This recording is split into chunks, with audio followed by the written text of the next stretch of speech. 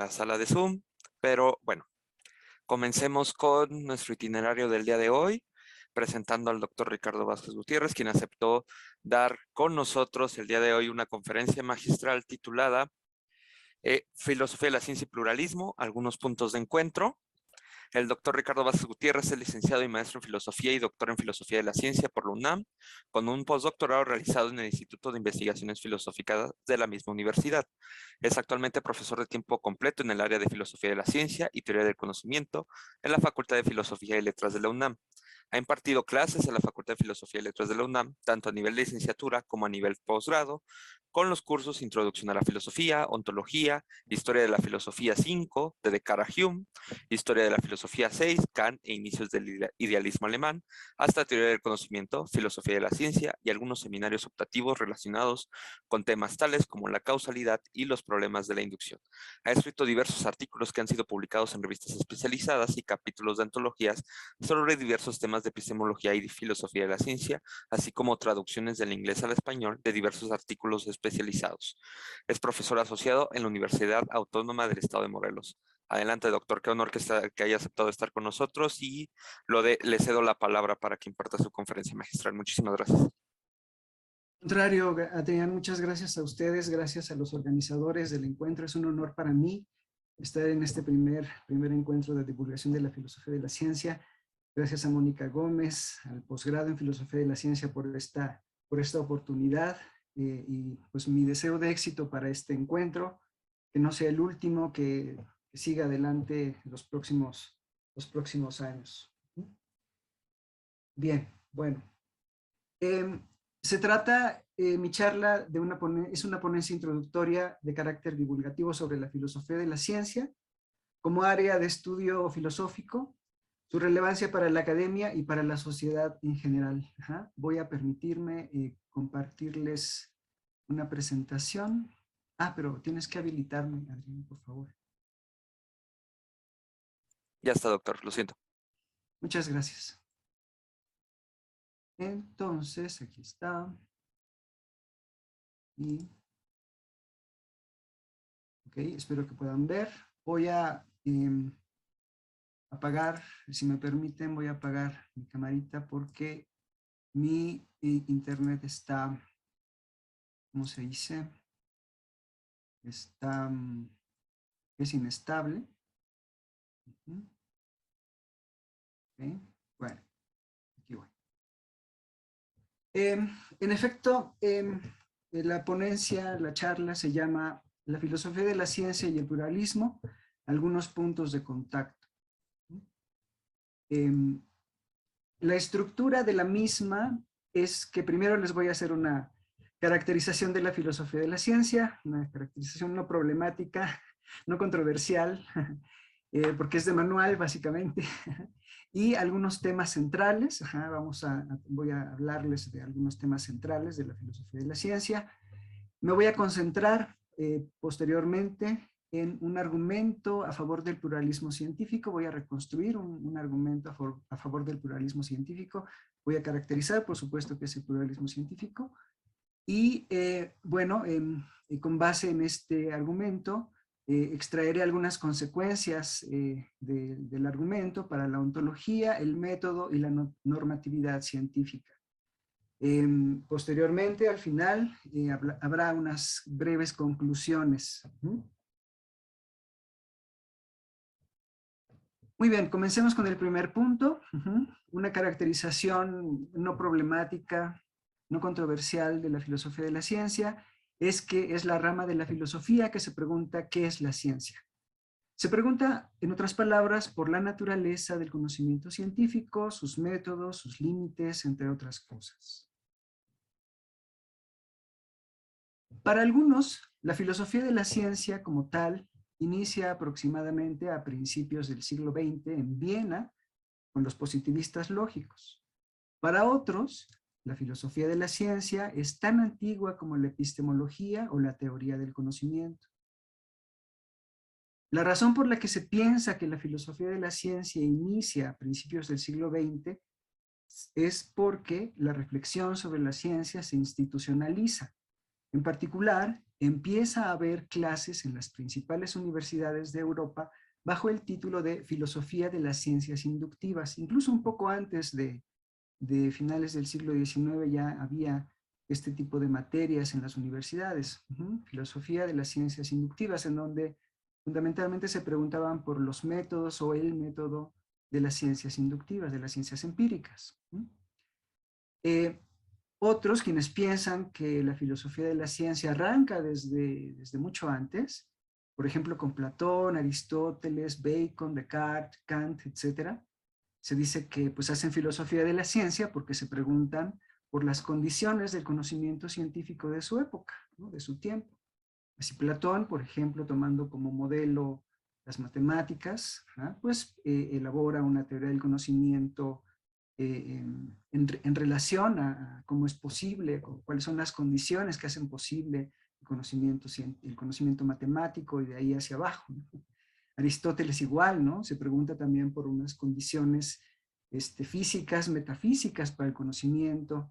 Bacon por el método, Descartes por el método también, el fundacionismo cartesiano. Es un ejemplo de cómo la ciencia tiene una base o se puede establecer una base para la ciencia en una certeza indudable, ¿no? Kant, pues ni se diga, hace un estudio de carácter trascendental para explicar pues, el poder de la ciencia newtoniana, ¿no? Entonces, bueno, se puede decir que sí, estos filósofos hacen filosofía de la ciencia hasta cierto punto, en virtud de que se preguntan por las condiciones que hacen posible el conocimiento científico de su época. Tradicionalmente se dice pues, que la filosofía de la ciencia arranca desde principios del siglo XX y se distingue o se suele distinguir la filosofía de la ciencia de la teoría del conocimiento. ¿Cómo? Bueno, señalando que esta última, la teoría del conocimiento, se pregunta por el conocimiento en general de la vida cotidiana, en tanto que la primera, la filosofía de la ciencia, específicamente se pregunta por el conocimiento obtenido a través de procedimientos científicos, a través de la experimentación, la elaboración de hipótesis. Pues la teoría del conocimiento en general me permite explicar cómo es que yo, por ejemplo, puedo decir que sé que ustedes me escuchan ahora, ¿no? ¿Cuáles son las condiciones para poder decir empíricas, no sé, que me permiten decir que ustedes están ahí escuchándome, que no hay problemas de conexión o algo así, ¿no? No hay ninguna señal ahora de que se haya cortado, no hay, no sé, no se ha congelado la imagen, en fin, ¿no? Entonces, a diferencia de este tipo de explicación del conocimiento, pensar la filosofía de la ciencia como algo distinto implica que el conocimiento científico se obtiene a través de procedimientos especializados, a través de procedimientos tecnológicos, etc. Para responder a la pregunta general, ¿qué es la ciencia? La filosofía de la ciencia se hace actualmente otras preguntas menos generales. Por ejemplo, ¿hay continuidad o no entre el conocimiento de la vida cotidiana y la ciencia? Otra, por ejemplo, ¿qué distingue la ciencia de la pseudociencia? De lo que parece ser una ciencia y no lo es. Por ejemplo, la química de la alquimia, la psicología, de otras formas de psicología menos rigurosas. Otra pregunta, por ejemplo, ¿cuáles son los métodos para obtener conocimiento científico? Si hay un método o son varios. Hay distintos tipos de ciencias, es otra pregunta, si las ciencias empíricas, las ciencias formales, las ciencias sociales, no sé qué. Cuando la ciencia dice que conoce, ¿qué es lo que realmente conoce? Esa es otra pregunta, la pregunta por el realismo, ¿no? ¿Qué es lo que conoce la ciencia? Entidades, la cosa en sí, hechos brutos, capacidades, estructuras. Finalmente, la ciencia, una pregunta acerca de si la ciencia es racional y por qué, entre otras preguntas, ¿vale? Entonces, destaqué aquí algunas preguntas que se hace la filosofía de la ciencia en relación pues, a eso, al conocimiento científico, su producción, sus límites, sus métodos. Este conjunto de problemas, de preguntas que la filosofía de la ciencia ha se ha preguntado prácticamente pues desde antes del siglo XX, conforma algunos temas centrales que tradicionalmente se dice que la filosofía de la ciencia se ocupa. El problema del criterio de demarcación es un problemón, ¿no? Es un problema muy importante a principios del siglo XX, ¿no? Que ocupó pues la reflexión de los positivistas lógicos, de Popper. Otra, por ejemplo, la pregunta por el método o métodos de conocimiento científico, inducción, deducción, abducción, contrainducción, la inferencia es la mejor explicación. La distinción contexto de justificación, contexto de descubrimiento, ¿no? Es también un tema central a principios del siglo XX. Y fundamentalmente, como sabemos, pues la idea es que aquello que justifica el conocimiento científico es diferente de la historia, ¿no? Es una distinción de Reichenbach en 1958, me parece, que la establece.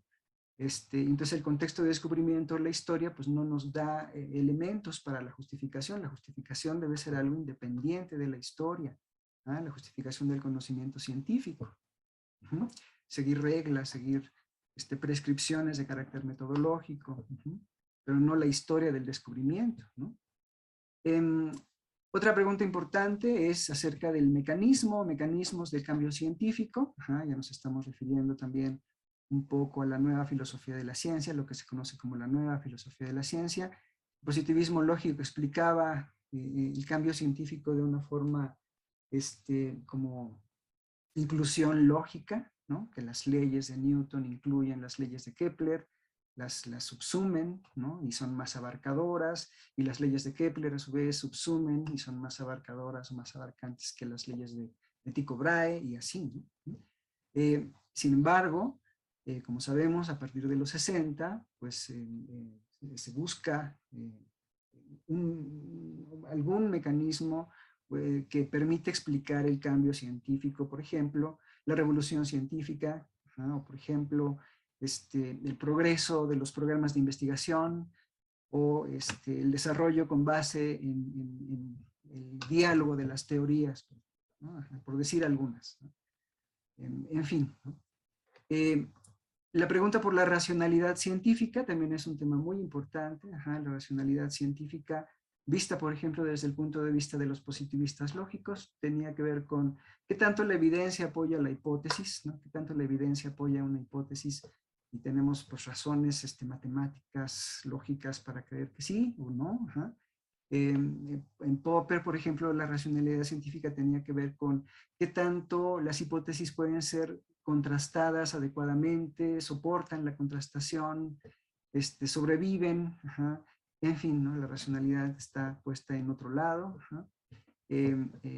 Si, por ejemplo, en Kuhn, ¿no? Si en el cambio de paradigmas hay racionalidad o no. En fin, bueno. Algunos dicen que ni siquiera se preocupó por eso, ¿no? Recuerdo que Hacking decía, esa no es una preocupación de Kuhn en realidad, si hay racionalidad en el cambio científico, ¿no? En fin, bueno, pero es un tema también muy importante, ¿no? De la filosofía de la ciencia. Y por último, el realismo científico, entre otros, el realismo científico, que plantea que pues hay una realidad independiente, hay hechos de una realidad independiente, y que la ciencia conoce esos elementos de la realidad independiente, ya sea entidades, relaciones entre estas entidades y leyes, y que además existe un método que le permite a la ciencia conocer estas entidades, leyes y relaciones, ¿no? Entonces, el realismo científico también es un tema muy importante, ¿no? Hay argumentos a favor del realismo científico y argumentos en contra del mismo, ¿no? Bueno, en relación a estos temas que acabo de mencionar, de estos pocos temas, que en realidad son muchos más, ¿no? Muy importantes también, como por ejemplo la diferencia entre observación y teoría, ¿no? Que, bueno, no puse ahí, pero también es muy importante. Ha habido por lo menos dos formas de abordar estos temas centrales. La filosofía de la ciencia clásica, como sabemos, que representa lo que se llama la visión heredada, ¿no? El positivismo lógico de Carnap, el empirismo lógico de Reichenbach y el racionalismo crítico de Popper. La segunda perspectiva, el segundo este enfoque que aborda estos temas es la nueva filosofía de la ciencia, representada por Kuhn, Lakatos, Feyerabend, Laudan, etcétera, hacia adelante. A partir de este momento me gustaría simplemente enfocarme ahora en un argumento, el argumento a favor del pluralismo científico, como base, como pretexto, para explicar o para dar cuenta de cómo, creo yo, que la filosofía de la ciencia se distingue de otras disciplinas, cuál es su importancia actualmente y cuál es pues, su atractivo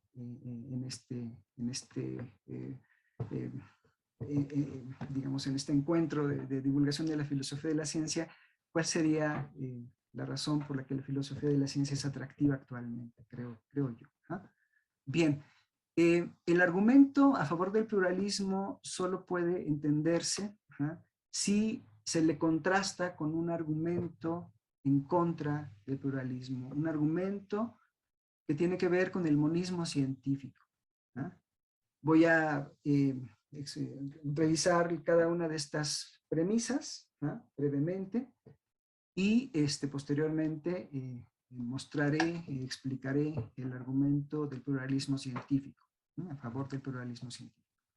Bien, el argumento del monismo científico, la primera premisa, dice que la ciencia comienza con la experiencia y conoce hechos de una realidad independiente. Es decir, hay una idea empirista y una idea de un empirismo, que la experiencia es la base del conocimiento y también la base de la justificación, y que finalmente la ciencia conoce hechos de una realidad independiente, los hechos mismos, el mundo mismo. La segunda premisa dice que si lo anterior es cierto, entonces el método científico por excelencia es la inducción, un procedimiento inferencial unidireccional que va de abajo hacia arriba, es decir, de la experiencia hacia la teoría, del suelo de la experiencia hacia el cielo de la teoría, dicen por ahí. La inducción es pues un proceso inferencial que toma como base la recopilación de observaciones que van adquiriendo sentido para confirmar o verificar un enunciado general, una hipótesis, una ley. El investigador debe hacer observaciones precisas, llevar a cabo experimentos con cuidado y registrar honestamente los resultados. Entonces se hacen generalizaciones y se extraen analogías que gradualmente dan forma a hipótesis y teorías, desarrollando todo el tiempo nuevos conceptos para organizar y dar sentido a los hechos, ¿no?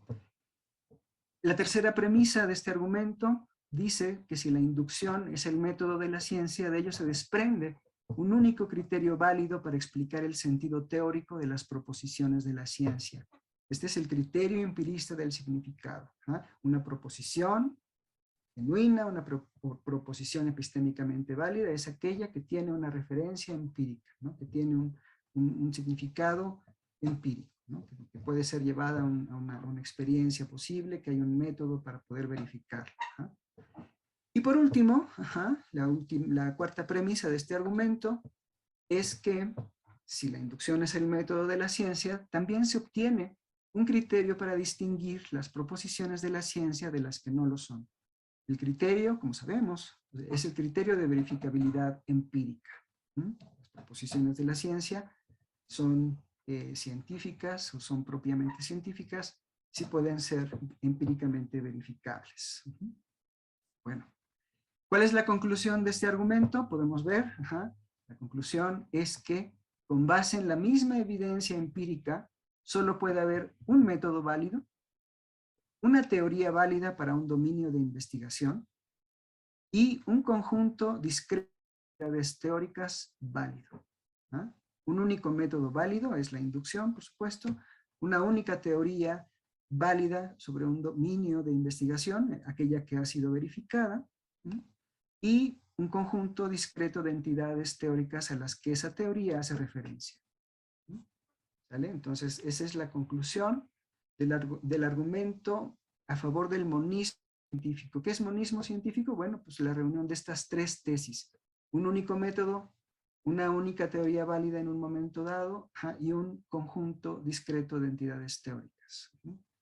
Esta tesis del monismo científico la podemos encontrar en los trabajos de Carnap y de Reichenbach. Carnap está a la izquierda, el Reichenbach está a la derecha. Una variante de este argumento, la encontramos en Popper. ¿Ah? La primera premisa de este argumento, de la variante de este argumento, a favor del monismo, dice que la ciencia no parte de la experiencia, pero sí conoce hechos de una realidad independiente. ¿Ah?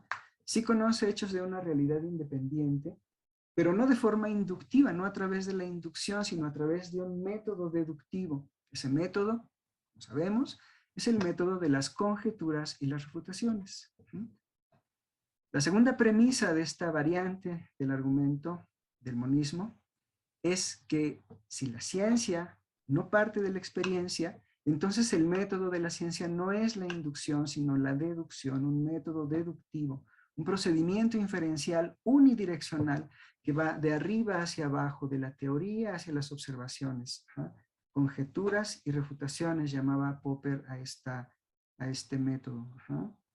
La idea es que al encontrarnos con un problema o un fenómeno que queremos explicar, pues elaboramos hipótesis de las cuales deducimos consecuencias observables, consecuencias que pueden ser verificables, y entonces sobre esa base se contrastan estas hipótesis, estas deducciones, y si la teoría soporta las pruebas, entonces podemos decir que está corroborada. No es que sea verdadera, sino que simplemente ha sobrevivido los intentos de falsación, lo que no significa que sea verdadera ni que sea irrefutable.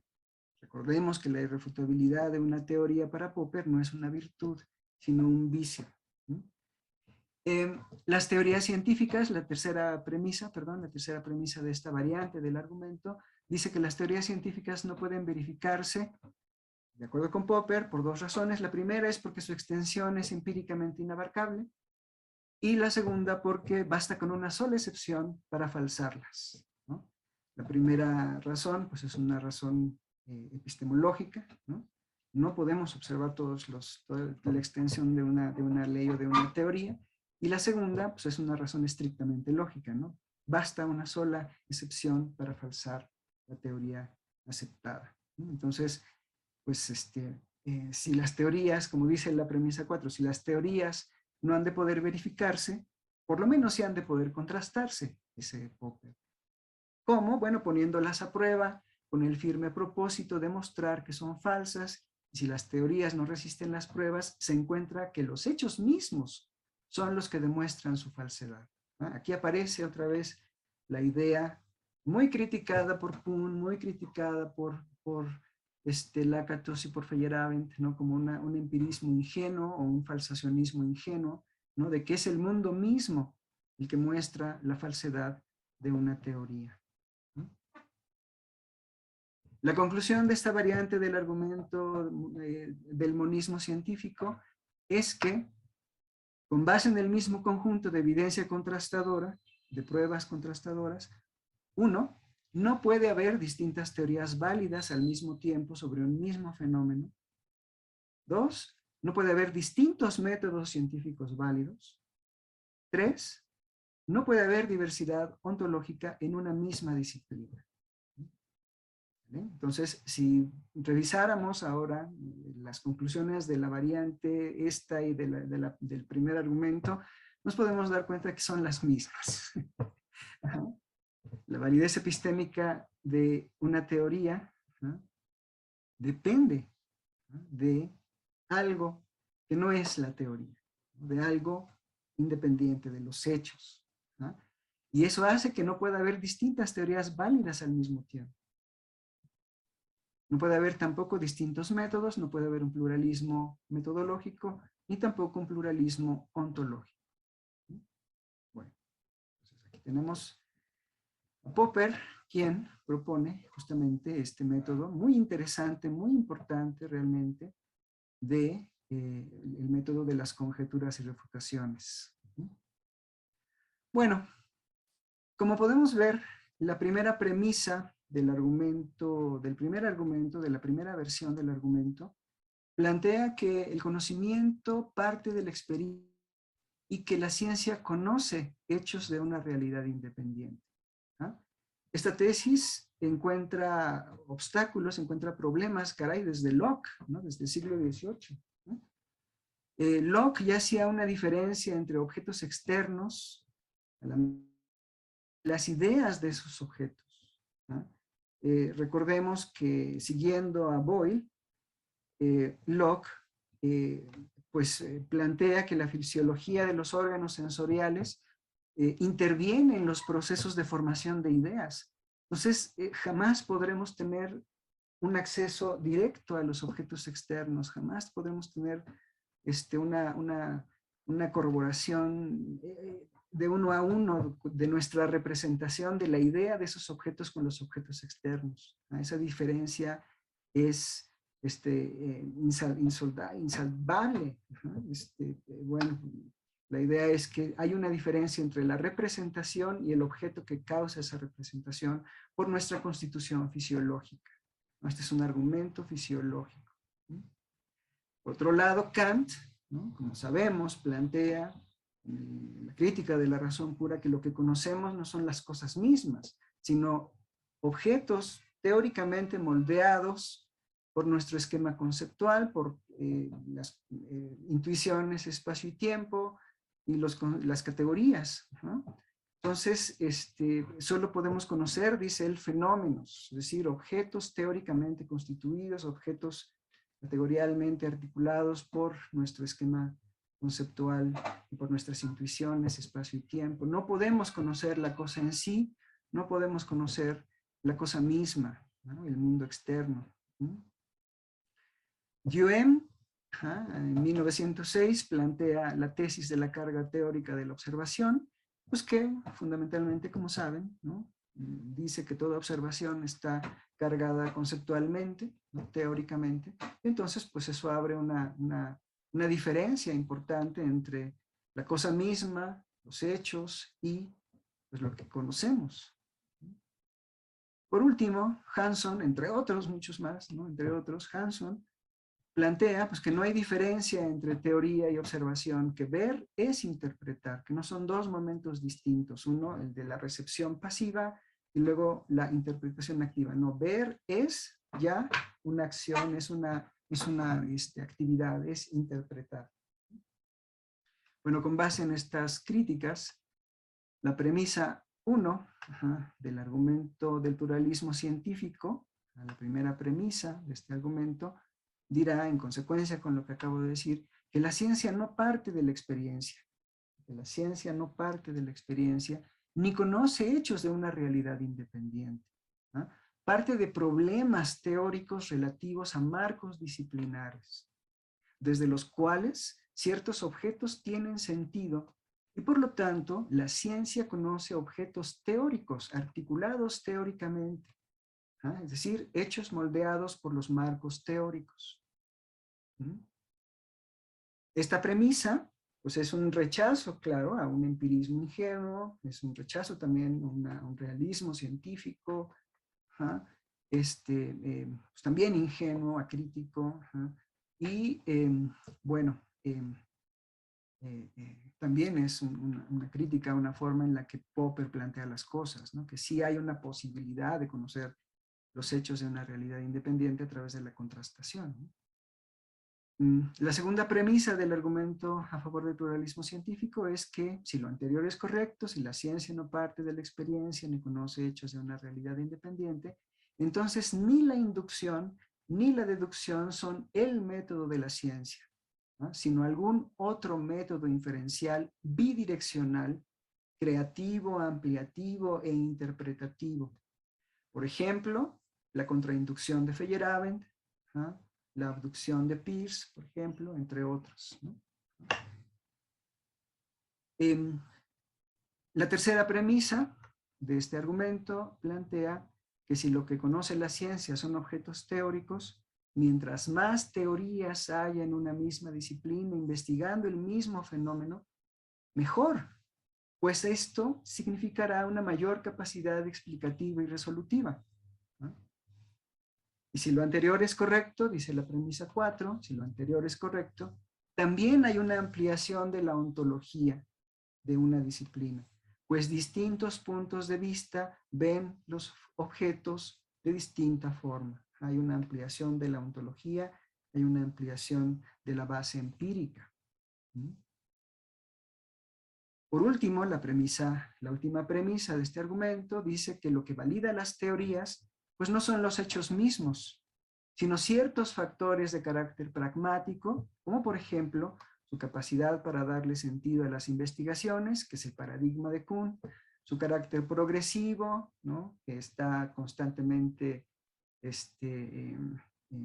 haciendo predicciones sobre fenómenos novedosos, ¿no?, predicciones sorprendentes, no es Lakatos, ¿no?, o su capacidad para contrastarse con otras teorías alternativas, que es la propuesta de Feyerabend, ¿no? Entonces no es que los hechos mismos, el mundo mismo, la experiencia, la observación valide las teorías, sino, por ejemplo, estos factores de carácter pragmático.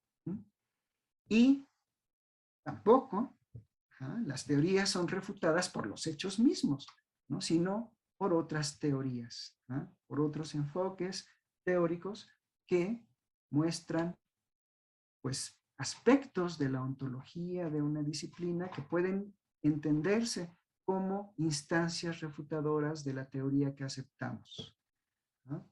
El pluralismo teórico promueve precisamente esta extensión de la ontología, promueve este entendimiento de las instancias o el paso de las anomalías en las instancias refutadoras, como decía Kuhn en la estructura de las revoluciones científicas, ¿no? Sin ese pluralismo, pues tendríamos, como dice Hacking, ¿no?, en representar e intervenir, una momia, ¿no? La ciencia sería vista como una momia, y había sido vista como una momia por los positivistas lógicos, ¿no? No, el pluralismo es enriquecedor, es positivo. El pluralismo permite precisamente el desarrollo. ¿Cuáles son las consecuencias de este argumento? Las consecuencias de este argumento, al menos algunas de ellas. Una principal, una muy importante, que pues está siendo investigada por lo menos por 2 alumnos que sé que están en el posgrado en Filosofía de la Ciencia, que están investigando esto, que los objetos de la ciencia son ontológicamente abiertos, o bien que están en proceso, o son un proceso, son relacionales. Esa es una tesis que está presente en la filosofía de la ciencia, pues desde Dewey. Los objetos de la ciencia no están quietos, no están fijos, se pueden fijar en algún momento, pero mientras más los conocemos, pues más nos damos cuenta que están en proceso o están abiertos ontológicamente, ¿no? Es decir, no es lo mismo lo que sabíamos sobre los hoyos negros cuando se inició la investigación que ahora, ¿no? Es decir, hay una historia de los objetos, una historia de la objetividad, en todas las disciplinas. Otra consecuencia de este argumento a favor del pluralismo científico es que dirige la atención hacia las prácticas científicas, no hacia las teorías tanto, sino a la conformación efectiva, ¿no?, del objeto, la aplicación efectiva de los métodos, el diálogo entre los científicos, es decir, la facticidad, lo que sucede realmente en los laboratorios, en las discusiones entre los científicos. Dirige la atención hacia estos factores, hacia las prácticas científicas. Enseguida, promueve la idea de una normatividad flexible en la ciencia. Otra consecuencia de este argumento es que, pues, si no conocemos hechos como tal, los hechos mismos, el mundo mismo, sino objetos teóricamente constituidos, moldeados por una disciplina, por preguntas, por problemas, entonces, pues aquello que implica la investigación está constantemente revisado, constantemente siendo revisado y afinado. ¿En dónde? Pues a través de la práctica misma, ¿no? La normatividad no está fija tampoco, ¿no? Las reglas, ¿no?, que permiten la investigación científica no están tampoco momificadas, ¿no? No son momias, ¿no? Están constantemente siendo revisadas, son pues, falibles, en fin, ¿no? Incluso, bueno, pues como lo plantea el propio Feyerabend, pues la contrainducción es justamente eso, ¿no? Hay una normatividad que hay que ver la manera de incluso pues, romperla, ¿no? Este, por ejemplo, proponer hipótesis que no sean consistentes con teorías aceptadas. Esa es la primera contrarregla de la contrainducción, ¿no? Promover hipótesis, hacer uso de hipótesis que no sean consistentes con teorías aceptadas, ¿eh? O sea, que busquen otras direcciones, ¿no? Entonces, pues, es muy, muy interesante esa idea, ¿no? Que se promueve pues una creatividad en la visión, en la observación, una libertad, ¿ah? Que pues tradicionalmente se piensa que la normatividad debe prescribir, ¿no? Y lo que dice Feyerabend pues es todo lo contrario, ¿no? La normatividad prácticamente está ahí para ser rota, para ir más allá de ella. En fin, enfatiza también la creación de hipótesis como un ejercicio de la libertad y del razonamiento crítico, ¿no? Donde está presente la creatividad del científico, ¿no? Y como sabemos, ¿no? Una filosofía social de la ciencia dirá, bueno, pues incluso la creatividad está enmarcada socialmente en cada individuo, ¿no? La filosofía de la ciencia feminista va a decir algo muy, muy en esa dirección, ¿no? Somos individuos, los científicos son individuos, son personas, tienen un género, tienen una cultura, están acotados, ¿no? Entonces, bueno, todo esto, creo yo, está presente, en todo esto, en el fondo está presente esta idea, ¿no? De que lo que nos permite esa libertad, lo que nos permite estas reflexiones acerca de la Constitución, de la ciencia y de sus objetos, es precisamente una crítica a el empirismo ingenuo y a un realismo científico también, pues, ingenuo. Nos plantea un carácter aproximativo de las teorías, ¿no? Aproximativo en el sentido de, pues, no tenemos ningún parámetro, ningún criterio para poder saber si realmente vamos construyendo adecuadamente la realidad, vamos construyendo adecuadamente los objetos, pero pues por lo menos en la medida en la que las teorías funcionan, ¿no? Pues vamos aproximándonos a algo, ¿no? ¿No? Malo sería que no funcionaran, porque entonces sí, parece que todo está fracasando y entonces pues no hay ni siquiera aproximación, ¿no? Si no hay verdad, pues por lo menos hay aproximación de las teorías a algo, ¿no? A algo que parece funcionar como criterio, ¿no? Por último, el sujeto de conocimiento no es un sujeto abstracto, es un agente, ¿no? Un agente, un individuo que hace el conocimiento, que forma parte de un grupo y no está aislado, ¿no? Forma parte de un grupo de personas, de investigadores, que también ellos son individuos que tienen una visión de mundo, ¿no? Una imagen de su propia tarea, un entendimiento de las reglas, ¿no? En fin. ¿No?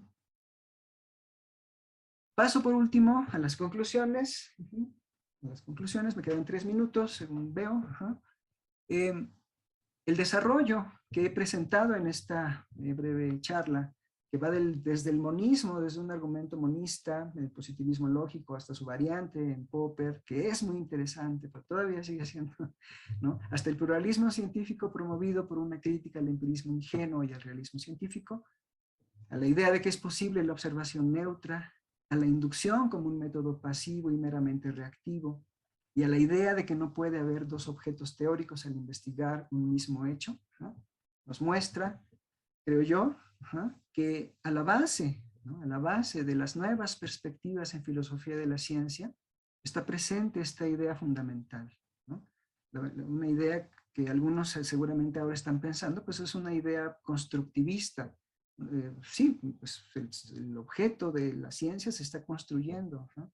Seguramente ahora su mayor preocupación será ¿y cuál es el límite de esa construcción? Bueno, a lo mejor ahora alguien va a preguntar algo en esa dirección, ¿eh? ¿Cómo sabemos que hay, Por sí, no se puede inventar todo, ¿no? Hay algo que tiene que restringir esta construcción, sí, claro, por supuesto, ¿no? Bueno, el pluralismo científico promueve una visión histórica no solo de las teorías, sino también de los métodos y de los objetos teóricos. Los métodos también tienen historia, los objetos de la ciencia también tienen una historia, no solo las teorías. ¿Ah? Las prácticas científicas generan linajes. ¿Ah? Y es muy interesante ver esa visión histórica, ¿no? Es muy nutritivo, creo yo, ¿no? para, para promover un procedimiento inferencial, por ejemplo, más libre, ¿no? Promueve también una visión de grano fino del cambio científico, ¿no? Una visión más fina de cómo es que se puede entender el cambio científico, no de una forma, no de un cambio radical, abrupto, como en Kuhn, ¿no? Sino de cambios que se van dando, que se van gestando de una forma mucho más fina, ¿no? Pone de relieve y promueve el trabajo inter y multidisciplinario de la ciencia, ¿sí? En la medida en que no se cierra solamente a una forma de ver el fenómeno que estamos investigando, el objeto teórico, sino que la pluralidad, este pluralismo no solamente es muchos individuos trabajando con el mismo marco, ¿no? Sino desde distintos marcos, ¿no? La importancia de las prácticas científicas y su relación con la normatividad también está presente ahí, ¿no? Cómo hay una relación de las normas con las prácticas y de las prácticas científicas con la normatividad, una relación que puede ser descrita en términos de equilibrio reflexivo. La discusión a las ideas, ¿no? Que promueve las convenciones, los acuerdos, la tolerancia, por supuesto, ¿no? La búsqueda de puntos de acuerdo, ya lo había mencionado. El falibilismo también es muy importante, ¿sí? Si nuestras teorías no conocen la realidad misma, los objetos mismos, ya debo terminar, entonces, pues nuestro conocimiento pues, es falible, ¿no? Es prácticamente, pues, se sigue de este argumento, ¿no? El falibilismo, el carácter revisable de las teorías, incluso las más firmes. ¿Ah? Recalca la importancia en la historia de la ciencia. Y finalmente, creo yo, la filosofía de la ciencia también es muestra de que pues, diversos enfoques, diversas perspectivas permiten explicar mejor el fenómeno de la ciencia. Tiene un carácter incluyente. ¿Ah? De la filosofía de las prácticas científicas, la filosofía de la ciencia feminista, la filosofía social de la ciencia, el constructivismo, la filosofía de la tecnología, siempre tendrán algo que decir y será, creo yo, bien escuchado, ¿no? Bien importante escuchar, ¿no? En fin, bueno, gracias. Muchísimas gracias, doctor, por su presentación tan interesante, tan ilustrativa acerca de temas generales y temas muy particulares acerca de la filosofía de la ciencia y su entrecruzamiento con el monismo y el pluralismo. Aprovecharé mi condición de moderador para iniciar la ronda de preguntas y respuestas y le tengo, bueno, usted sabe que yo tendría miles de preguntas sobre lo que presentó, pero tengo tres en particular. En la primera de ellas es acerca de una lectura del monismo del positivismo lógico. Si es posible, por ejemplo, atendiendo a la lectura que hace Michael Friedman en Rethinking Logical Positivism, en ese texto habla de un convencionalismo en el positivismo lógico, que Carnap en el Afbau lo que propone es una especie de proliferación de sistemas lógicos que construyan la realidad. Y esa misma lectura la adoptó Nelson Goodman en la estructura de la apariencia. Los que asistieron al seminario de epistemologías pluralistas y constructivistas lo revisamos este semestre. Como Goodman empieza con esa lectura del convencionalismo, que es una lectura crítica a Carnap, eso no hay que olvidarlo, pero que sí a partir empieza con una especie de elaboración pluralista de sistemas lógicos que atiendan a partir de distintas, lo que él llama base extralógica, que estaría conformada por lo que Carnap conocería como lo dado, o no me acuerdo ahorita bien del término, pero él dice que son los qualias, que son entidades fenoménicas, pero que pueden ir cambiando, ¿no? Que serían que una base extralógica puede ser estar en un sistema, pero al mismo tiempo estar en otros sistemas. Entonces, ¿qué opinaría al respecto de la posibilidad de leer al monismo como un pluralismo? La segunda pregunta que le tendría es acerca de la posibilidad, eh, ¿cómo lo planteo? Es a partir de los pluralismos de la nueva filosofía de la ciencia, es posible entender, bajo qué términos se tendría que entender la distinción entre el mundo y lo que conocemos del mundo. O es imposible distinguir el uno del otro. Porque hay propuestas que yo considero intermedias, me acuerdo del realismo interno de Putnam, que habla de un pluralismo, es un pluralismo, pero es un pluralismo discursivo, que habla que hay muchos discursos acerca del mundo, pero que todos remiten en última instancia al mundo mismo, que el mundo sería único, no que habría muchas formas y perspectivas de ver el mundo, sino que el mundo es único y estaría fungiendo como una instancia evaluativa final. A ese tipo de posiciones se les podría objetar que es imposible decir que el mundo es una instancia evaluadora de conocimiento sin antes decir que el mundo y lo que conocemos del mundo son indistinguibles. ¿Qué opinan al respecto? Y la tercera pregunta es acerca de la incursión de Nelson Goodman en, en la nueva filosofía de la ciencia, porque yo considero que este, aborda mucho de los temas y sin embargo, él no atiende una de las premisas que usted trató, que es acerca del método de la ciencia. Yo creo que ahí tendríamos problemas para insertarlo, ¿no? Si tiene algún comentario al respecto. A continuación, una vez que responda a estas preguntas, también daremos paso a las preguntas que están en la sesión de Zoom y veremos si en la transmisión en vivo por Facebook también hay preguntas. Muchas gracias, doctor. Sí, cómo no. Gracias a ti, Adrián. Bueno, pues en relación a la primera pregunta, si se puede leer el monismo como un pluralismo, bueno, claro, puede haber una interpretación interesante de esta posición monista. Yo estoy rescatando una visión, una interpretación de los postulados del positivismo lógico que se encuentran, por supuesto, seguramente lo vieron, lo reconocieron, que se encuentran en los tres principales o cuatro principales autores de la nueva filosofía de la ciencia, que ven de esa forma la propuesta monista, la propuesta de Carnap, ¿no?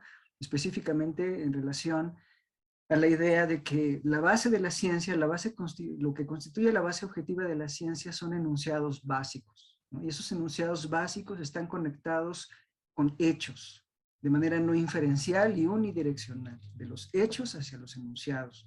Entonces, si esto es así, pues parecería que hay para Kuhn, para Feyerabend, para Lakatos, muy poco espacio para poder decir que hay distintas metodologías, que puede haber en un mismo momento distintas teorías que puedan ser válidas epistémicamente al mismo tiempo en una dimensión de la ciencia. Parecería algo pues, que contradiría esta posición, ¿no? Sí, creo yo que la forma en la que Friedman está planteando que se puede entender como un pluralismo es interesante, pero aún así creo yo que la base, el fondo de este pluralismo sigue siendo algo que, ¿cómo les diré? Como no alcanza a tener el impacto que tiene el argumento a favor del pluralismo científico, que tiene como base o que toma como punto de partida la idea de que no se puede conocer la realidad misma, la cosa misma, los hechos mismos, el mundo, sino a través de nuestros marcos, ¿no? Y que lo que inicia con la investigación no es un objeto físico o una cosa que estamos viendo que produce en nosotros representaciones o enunciados básicos, no, sino preguntas que nos hacemos desde los marcos, problemas, dudas, ¿no? Así lo planteaba Peirce, por ejemplo, así lo planteaba Dewey, ¿no? La investigación surge con las dudas, con las preguntas, y la ciencia es resolución de preguntas. ¿ah? Y no pues, como ver un fenómeno y decir, wow, ¿no? Asombrarse. No, no, hay algo que de fondo nos permite ver, nos permite darle sentido, significado a lo visto y hacernos entonces ya también una duda, una pregunta al respecto. Está enmarcada teóricamente y el objeto está enmarcado teóricamente y las respuestas, por supuesto, también, ¿no? En relación a la segunda pregunta, ¿cómo vería Goodman, cómo vería la propuesta de Goodman en relación a lo que acabo de decir? Sí, creo que en Goodman hay un pluralismo radical todavía aún mayor que este que acabo de decir, porque en algún sentido el pluralismo que acabo de plantear en el argumento a favor del pluralismo científico asume que hay una realidad, ¿no? Que no puede conocerse, pero pues está ahí, ¿no? Esta idea, como bien saben, viene pues desde Kant, desde antes, ¿no? En Locke lo acabo de decir, ¿no? Hay algo allá afuera, algo afuera, ¿no? Llamémoslo entidad, llamémoslo el contenido material del fenómeno en Kant, ¿no? El fenómeno no se agota en la representación, tiene que haber algo que le dé sustento, un fondo, ¿no? Y ese fondo de realidad, pues es el contenido material, lo dado, ¿no? Entonces, yo diría que en caso de Goodman, incluso eso, ¿no? Lo dado, ¿no? Está puesto en duda, ¿no? Si no recuerdo mal, Goodman se plantea a sí mismo como un irrealista, ¿no? Es decir, no hay ni siquiera eso allá afuera, ¿no? Es muy complicado, ¿no? La idea esta de maneras de hacer mundos, ¿no? Nos plantea algo que podría parecer pues muy descabellado, es muy arriesgado, pero que es interesantísimo. La idea, pues, a lo que voy es, sí, en efecto, a lo mejor no hay un método o no hay la clarificación de un método en Goodman, pero creo que no fue una preocupación de Goodman, ¿no? La preocupación quizá más interesante es, o parte de esas preocupaciones más interesantes es cómo configuramos los mundos en la ciencia, en el arte, etcétera, y cómo a partir de estas configuraciones se generan relaciones normativas, ¿no? Cómo se da una normatividad que no es fija, que es mudable, que es flexible, que es histórica, que está siendo revisada, que es algo que acabo de decir también, que es una consecuencia de un pluralismo como el que acabo de reconstruir, ¿no? Un argumento que se encuentra, creo yo, en Kuhn, en Lakatos, en Feyerabend, ¿no? Y por último, en relación a la presencia de Nelson Goodman en toda esta discusión, pues es, como, bueno, acabo de mencionarlo también, muy importante recordar que, digamos, pues lo que constituye propiamente una, un entorno normativo, pues sí, una práctica, es la ejecución, ¿no? El llevar a cabo la ejecución práctica de algo. Y en esa medida, pues la idea de que toda acción o toda práctica está normativamente estructurada, ¿no? Ya sea materialmente, culturalmente, socialmente, hay distintos tipos de reglas, nos permite pues, pensar que el equilibrio reflexivo del que nos habla Goodman pues, es una forma también de darle sentido al pluralismo, ¿no? El equilibrio reflexivo nos muestra pues, distintas dimensiones o distintas esferas de la normatividad en relación a formas de hacer las prácticas, ¿no? Y en esa medida, pues creo que el pluralismo está presente de manera muy pues, patente, ¿no? Explícita, ¿no? Lo que sí es interesante, pues es esa idea de que no hay un referente, ¿no? Si no hay un referente, si no hay una base material, entonces, ¿qué es? ¿No? Creo que es lo que menos le interesa a Goodman en relación a Putnam, ¿no? Es precisamente esa idea de algo afuera, ¿no? Algo dado, ¿no? Porque, bueno, pues si me lo preguntas ahora, porque incluso las condiciones de lo dado, las condiciones de lo incondicionado, las condiciones de lo indeterminado o de la cosa en sí, son puestas por la teoría misma, son puestas por las prácticas mismas, por la normatividad. Entonces, suena paradójico, ¿eh? Yo creo firmemente que pues Hegel iba en la dirección correcta, incluso la afirmación de lo en sí es para sí. Las condiciones de lo incondicionado, de lo indeterminado, son condicionadas por el agente cognitivo, ¿no? En fin, bueno, eso diría yo, ¿no? Si quieres, después podemos platicar. Claro. Gracias, doctor. No, de nada. Antes de la pregunta de Julián, si quiere la responde las dos al mismo tiempo. Pregunta Juan Ayala en el chat. Mi pregunta es si es lo mismo el pensamiento complejo y el pluralismo científico. Esa pregunta y adelante, Julián, con tu pregunta. Muchas gracias. Muchísimas gracias. Si nos basamos en la lógica formal, o eres monista o eres pluralista. ¿Qué tal, no? Entonces, hay pluralistas y hay pluralistas. El caso, por ejemplo, de Moulines, el enfoque de filosofía de la ciencia de Moulines, que es estructuralista, dice, yo soy pluralista, dice. Pero ¿qué es lo que une al positivismo lógico, al racionalismo crítico, al historicismo, al semanticismo? ¿Qué es lo que une? La lógica. Y entonces las bases para hablar de pluralismo es como vemos las categorías de lo que es lo general y lo particular, la unidad y la diversidad. Entonces hablamos de otro tipo de lógica, la lógica de la I. Entonces mi pregunta va hacia eso.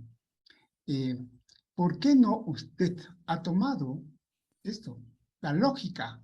Porque si partimos de la lógica, hablamos de la vieja ciencia y de la nueva ciencia. Hablamos de la filosofía de la ciencia, de la vieja filosofía de la ciencia, de la cual usted ha expuesto y que muchos exponen y se quedan en la vieja filosofía de la ciencia y las nuevas filosofías de la ciencia.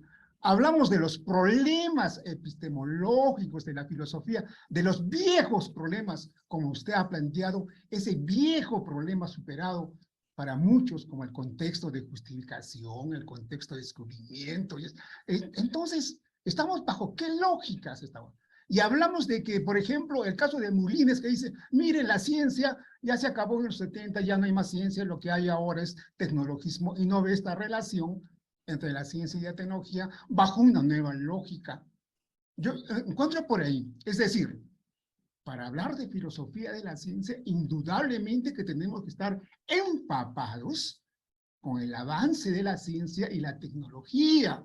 En el caso, por ejemplo, de las metodologías, en el caso, por ejemplo, de las lógicas, de la creatividad, y por eso que ese viejo contexto, el contexto de descubrimiento, ha quedado superado, es que estamos hablando de nuevas lógicas, y usted no lo apunta por ese lado. Entonces, por ejemplo, en metodologías, por ejemplo, la metodología de la simulación, ¿eh?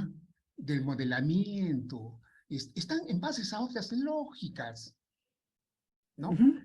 Entonces, bueno, no quiero, pero creo que ahí hay factores que no hemos tomado para decir, miren, yo soy pluralista porque entiendo por pluralismo esta parte, las bases de estas categorías filosóficas, como había apuntado anteriormente. Muchísimas gracias. No, al contrario, usted, gracias por su pregunta. Bueno, yo diría que el aspecto lógico, que también la lógica tiene una historia y también pues no hay un monismo, sino un pluralismo en lógica, pues podría decir que no enfaticé o no tomo en cuenta tanto en esta presentación la importancia de la lógica, claro que la hay, pero no creo, al menos desde una visión del argumento a favor del pluralismo científico, que sea el único factor. Es decir, es un factor, sí, pero no es el único ni el más relevante, es uno entre otros. Alguien, por ejemplo, como Peirce diría, pues las distintas lógicas de la ciencia, las distintas herramientas de la ciencia son heurísticas, son reglas heurísticas, son reglas que tienen un carácter contextual, acotado, dependiente de dominio. Y es importante, es interesante, claro, considerar desde el punto de vista de las lógicas el pluralismo. Sin embargo, en esta presentación al menos me pareció que no quería desviar la atención hacia un elemento específicamente, ¿no? Sino a un conjunto de elementos en el que está tanto la lógica como otros factores de carácter, pues incluso lingüístico, pragmático. Pero sí, en efecto, la lógica está presente ahí. ¿Qué tipo de lógica estamos hablando? ¿Ah? Por último, la otra pregunta acerca de si el pluralismo y el pensamiento complejo son lo mismo. No, yo creo que una forma en la que el pluralismo nos plantearía la relación con el pensamiento complejo es que podría ser una forma en la cual la generación de hipótesis o la generación de ideas para resolver problemas en la ciencia tendría que ver como una especie de método, como una especie de visión que permitiera, como una herramienta más bien para el pluralismo.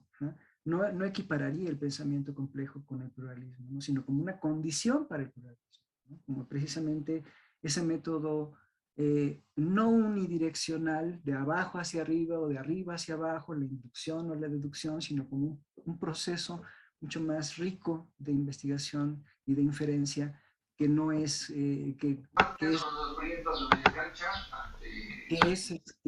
retroactivo, ¿no? Que se retroalimenta de una forma, tanto de una forma como de la otra. No es unidireccional, sino bidireccional. Muchas gracias a Julián, muchas gracias a Juana y muchas gracias al doctor Ricardo por su respuesta. Tenemos espacio para una última pregunta. Ignacio, por favor. Sí, mi pregunta era sobre la democracia en la ciencia, porque, bueno, básicamente en el área donde yo trabajo, que es comunicación de la ciencia, una de las tendencias ha sido hacia la democratización del conocimiento científico. Sin embargo, esto está muy mal visto porque generalmente toman el pluralismo por un relativismo radical, posmoderno, políticamente correcto. Entonces, no sé si el pluralismo epistémico promueve una democratización entre iguales, o sea, entre expertos, o si implica una democratización entre distintas comunidades epistémicas, que no todas tienen que ser científicas, y si puede haber una interacción en términos de iguales, aunque haya déficit, o sea, unos saben más que otros, ¿eh? Sí. Pero ¿de qué democracia estamos hablando? Porque a mí me interesa mucho llevar el pluralismo a la comunicación pública de la ciencia lo mejor que se pueda trasladar de un lado a otro, ¿no? Entonces, la pregunta es esa, es ¿de qué tipo de democracia estamos hablando? ¿Entre iguales o plural entre distintas comunidades científicas? Esa es la pregunta. Gracias. Sí, Ignacio, el argumento plantea una democratización en el sentido un poco de Feyerabend, que plantea que en la medida en que hay un pluralismo teórico respecto de un dominio científico, hay o se busca que haya entendimiento entre las partes. Es decir, la negación del autoritarismo, la negación de seguir pensando a favor de la teoría aceptada y de los resultados experimentales acordes, implica que tenemos que permitirle la voz, ¿no? Escuchar la voz del otro, ¿no? Así sea que sepa o no sepa. En eso Feyerabend era como muy, mientras más alejado, más cercano sea, no importa, lo importante es que haya discusión, que haya diálogo. Él decía, el método de la ciencia es dialéctico en ese sentido, ¿no? Y es democrático en ese sentido, es que darle la voz al otro, escuchar lo que tiene que decir y a lo mejor sale algo importante, a lo mejor sale algo interesante de esa escucha. ¿Sí? Muchas gracias, Ignacio, por la pregunta y al doctor Ricardo por la respuesta. Lamentablemente ya no nos queda más tiempo para poder charlar y tenemos que dar por terminada esta conferencia magistral, no sin antes agradecerle de nueva cuenta al doctor Ricardo por su presencia en este primer encuentro de divulgación de estudiantes de Filosofía de la Ciencia. Muchísimas gracias, doctor, por su participación. Es un honor, es un halago tenerlo aquí. No, al contrario, para mí ha sido un honor. Muchas gracias por sus preguntas, gracias por el espacio, por la invitación y a continuar, ¿no? Felicidades por este esfuerzo, muy loable, ¿no? Realmente. Gracias, doctor. Ahora